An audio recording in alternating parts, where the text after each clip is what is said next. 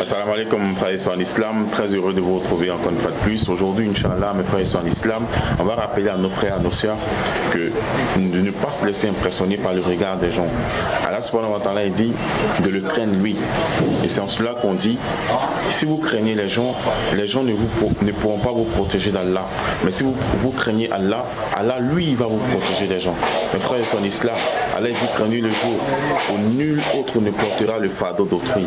Craignez le jour où ni le père ne sera d'aucune utilité pour son fils, ni le fils pour son père. Mes frères et sœurs en islam, le jour où on sera dans la tombe, on sera seul dans la tombe. Personne, aucun ami fidèle, aucun compagnon ne va nous tenir compagnie dans la tombe. On sera seul, livré à nous-mêmes face à nos actions. C'est pourquoi, dans tout ce que nous faisons, cherchons à plaire à Allah dans nos œuvres. Ne cherchons pas à impressionner les gens. Ne cherchons pas à plaire aux gens, mais cherchons à plaire à Allah. Celui qui plaira à Allah, Wallahi, il a tout gagné. Mes frères et sœurs en islam, aujourd'hui, on se laisse influencer par notre environnement. On se laisse influencer par le regard des gens. Le regard des gens ne compte pas, mes frères et sœurs en islam. L'appréciation des gens ne compte pas. Le jugement des gens ne compte pas. C'est le jugement d'Allah qui compte. Le plus important, ce n'est pas ce que les gens pensent de vous. Le plus important, c'est ce que Allah sait de vous. C'est comme si aujourd'hui on vit pour plaire aux gens, pour avoir une bonne apparence aux yeux des gens.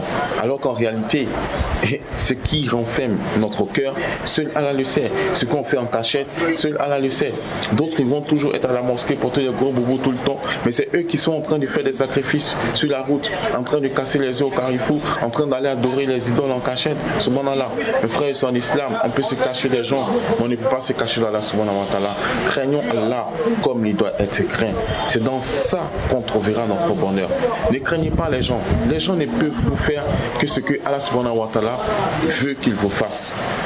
Mais la récompense, c'est-à-dire en craignant Allah subhanahu wa ta'ala, on se met à l'abri des créatures.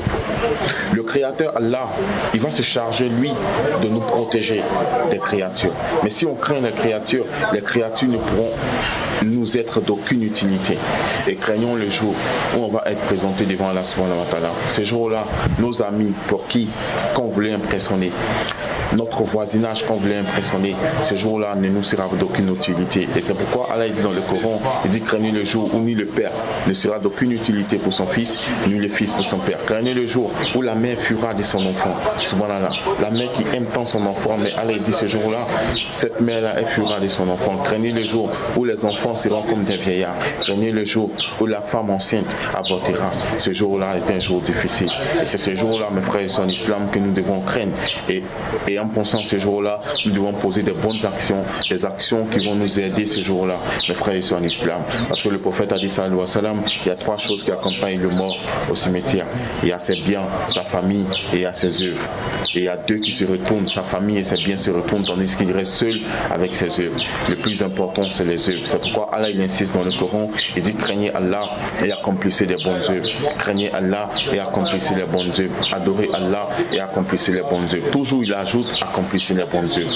Parce que ce sont ces bonnes œuvres-là qui vont peser dans la balance le jour du jugement dernier. Mes frères et sœurs en islam, craignons Allah subhanahu wa ta'ala et améliorons notre comportement. Nul n'est parfait.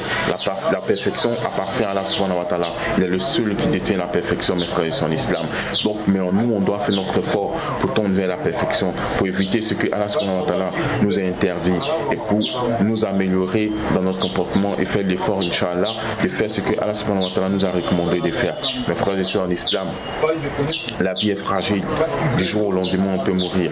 Mais qu'Allah subhanahu wa ta'ala fasse qu'on meure pendant que lui, il est satisfait de nous. Qu'Allah subhanahu wa ta'ala nous maintienne sur le droit chemin et qu'il nous pardonne nos manquements, qu'il nous pardonne nos fautes et nos péchés, parce que nul n'est parfait, mes frères et sœurs en islam. Sur ce, je vous dis assalamu alaikum et à très bientôt, Inch'Allah.